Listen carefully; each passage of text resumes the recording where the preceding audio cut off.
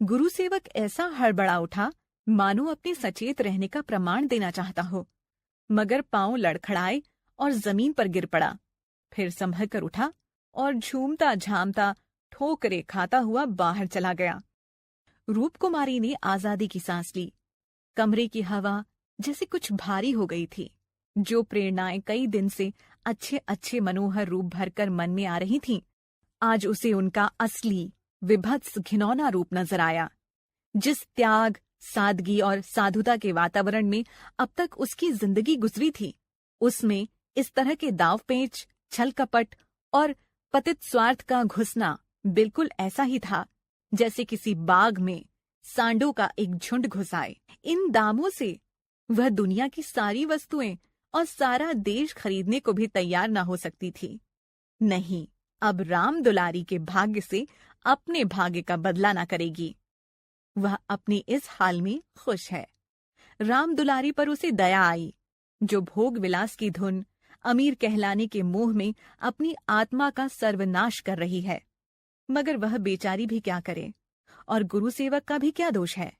जिस समाज में दौलत पुजती है, जहां मनुष्य का मोल उसके बैंक अकाउंट और टीम टाम से आंका जाता है, जहां पग पग पर प्रलोभनों का जाल बिछा हुआ है और समाज की कुव्यवस्था आदमी में ईर्ष्या, द्वेष, अपहरण और नीचता के भावों को उकसाती और उभारती रहती है, गुरुसेवक और रामदुलारी उस जाल में फंस जाएं, उस प्रवाह में बह जाएं, तो कोई अचरज की बात नहीं। उमानाथ ने कहा, गुरुसेवक यहाँ बैठा बैठा क्या बक रहा था। जी डरता था कहीं पुलिस उसके पीछे न लगी हो, नहीं तो मैं भी गेहूं के साथ घुन की तरह पिस जाऊंगा। रूपकुमारी बोली। वही अपनी खुफिया फरोशी की डींग मार रहा था। मुझे भी मिसेस लोहिया से मिलने को कह गया है। जी नहीं, आप अपनी क्लर्की किए जाइए, इसी में हमारा कल्याण है। दिल से कहती हो? बिल्कुल सच्चे दिल से। उमानाथ 1 मिनट तक चुप रहने के बाद फिर बोले, मैं आकर तुमसे यह वृत्तांत कहता तो तुम्हें विश्वास आता या नहीं? सच कहना। कभी नहीं।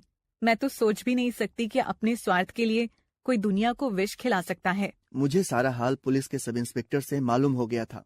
ललचाता तो तुम्हारा भी जी था। हाँ, ललचाता तो था और अब भी ललचा रहा है, मगर ऐश करने के लिए जिस हुनर की जरूरत है वह कहाँ से लाऊंगा?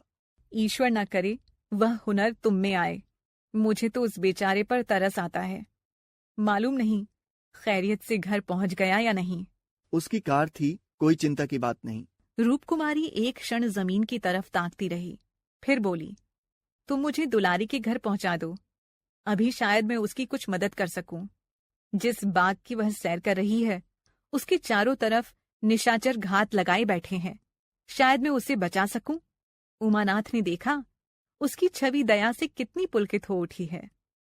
शब्द भंडार, वोकैबुलरी, शब्दार्थ, वर्ड मीनिंग, नातेदार, रिश्तेदार, संबंधी, रिलेटिव्स, रियासत, रईसी, एस्टेट, वेल्दीनेस, मुख्तार आम, कानूनी प्रतिनिधि, लीगल एजेंट, अटॉर्नी, चिरायु, लंबी आयु, लॉन्ग लाइफ, शौहर, पति, हस्बैंड, रुखसत, विदा होना, डिपार्चर, फूहड़, जिसमें सलीका ना हो, स्लैटर्न, लत, बुरी आदत, एडिक्शन, स्वांग, ढोंग, दिखावा, शेम, फेर्स, आत्मसम्मान, अपनी इज्जत, सेल्फ रिस्पेक्ट, तरक्की, उन्नति, प्रोग्रेस, माहवार, प्रतिमास, मंथली, शलाका, तीली, सलाई, मैच स्टिक, मुखातिब,